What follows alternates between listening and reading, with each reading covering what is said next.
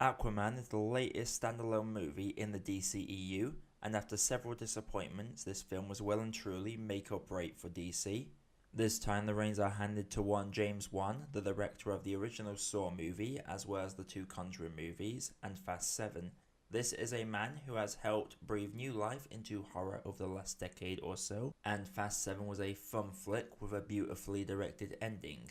So it is only fitting that DC entrusted him to try and breathe life back into the DC franchise. The film stars Jason Manoa, Amber Heard, Willem Dafoe, Patrick Wilson, and Dolph Lundgren, and this film takes place after the events of Justice League, where Aquaman's half-brother, King Orm, is poised to attack the surface world. So a reluctant Arthur is dragged into the fight to save both the surface and sea worlds by Mera, who, with assistance from Volko, set out to track down an ancient trident that will give the user control over the ocean and let Arthur claim the throne of Atlantis.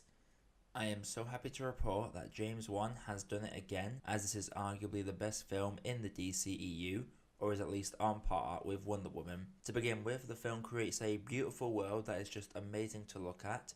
The way the film uses its predominantly water setting is fantastic to say the least, and the way the characters move and interact with the environment is really seamless. It also really helps the CG aspect, because things like underwater battles seen in the trailer feel authentic simply because the water helps to hide any poor CG. The film also has what a lot of the previous DC films lacked, and that is a straightforward, easy to follow story. In effect, once the plot gets going, it is pretty much an Indiana Jones story with some superhero fight scenes woven in between, capped off with a battle straight out of a science fiction movie. It is very easy to digest, meaning the audience can just sit and enjoy themselves.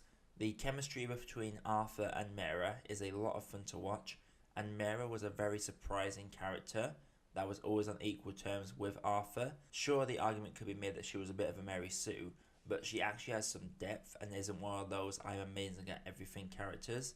Her and Arthur are saving each other an equal amount in this, both blending their strengths and weaknesses together, making them a full package. The backstory of Arthur's parents is a recurring theme throughout the film, and whilst it is a little cliche, it felt real, and the conclusion made me feel really happy.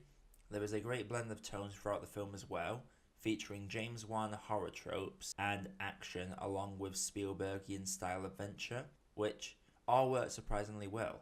As for the soundtrack, we finally have a solid soundtrack in this series. This film knows when to use licensed music, and it knows when to use score. And they both heighten or lower the mood really effectively, though I did not know how to feel about the use of Africa, which is made as a cover by Pitbull. And the film just flows transition-wise and features some amazing long shots during the action sequences that are steady but exciting, which is really good to see. As for Arthur the Aquaman himself, there are hits and misses with him, and I will get into those misses momentarily, but in terms of what's good about him, he has developed so much more than the Aquabro we had in Justice League. It is no secret to my friends that he was my second worst member of the Justice League for me, but he has actually developed a lot, and whilst he does spell out his growth in some dialogue, the gist is that he maintains his moody exterior and shows no emotion because he was raised to do that.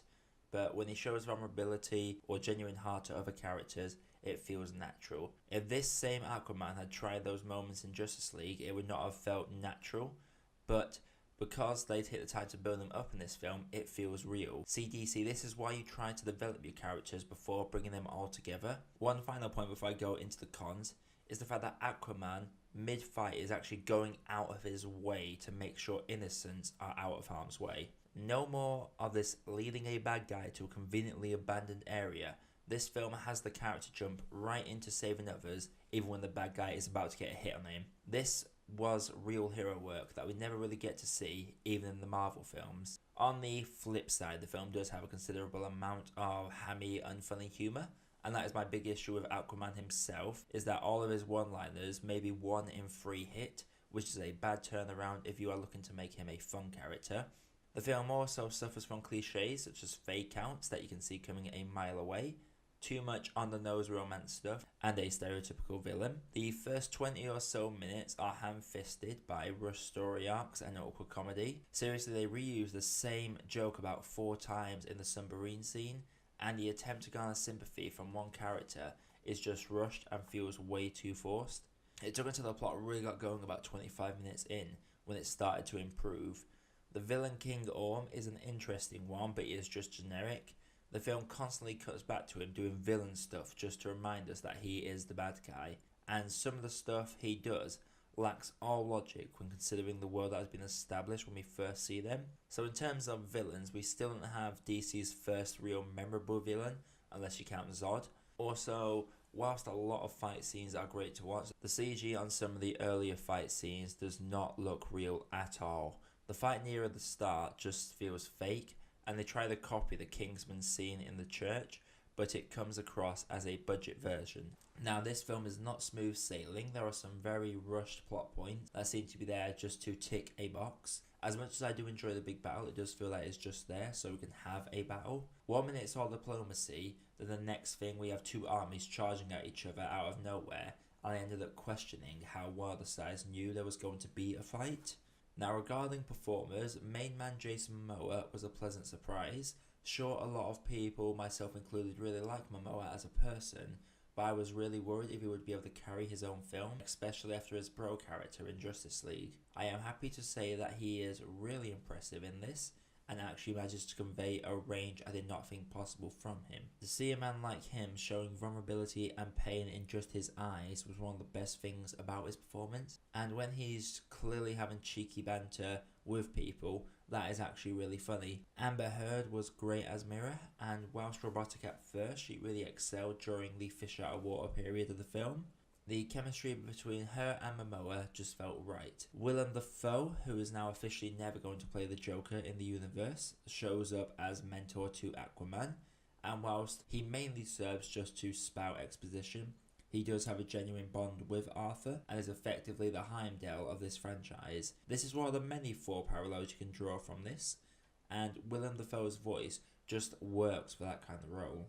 Dolph Lundgren as well plays Nerys, one of the current kings, and he is surprisingly really good at playing the political leader, and plays the morally grey character really well. Honestly, I was shocked when his name appeared in the credits as this character. Abdul Mateen II plays Mantra, and whilst he does demonstrate some early reign, his one mode throughout the majority of this film is anger, so performance-wise it gave me very little to chew on. Overall, Aquaman is a big step in the right direction for DC. It is the 6th in the franchise, and I think it is the best yet. Yes, even surpassing Wonder Woman, simply because the ending in that film did feel of a lesser quality to what came before it. But let's talk about the comparisons to the MCU. People forget now, but Marvel did have a rocky start. Their Phase 1 consisted of Iron Man, The Incredible Hulk, Thor, Iron Man 2, Captain America, and the Avengers. Out of those 6, I only really hear Iron Man and Avengers spoken of fondly to this day, with Captain America being considered perfectly fine, and the remaining 3 being divisive to universally dismissed. DC has given us that same 2 good movies in 6, so I wouldn't write off DC just yet. We have Shazam coming up, and I am hoping DC have found their groove finally. I look forward to talking about this in a spoiler review soon. This film brought heart to a straightforward story, and with some decent characters and action set pieces, but this is a letdown by some weak jokes and bland villains, and I would say that Aquaman just needs a bit more sugar.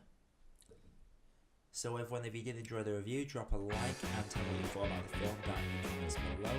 Hit the round subscribe button for more reviews coming all the time. See you next time.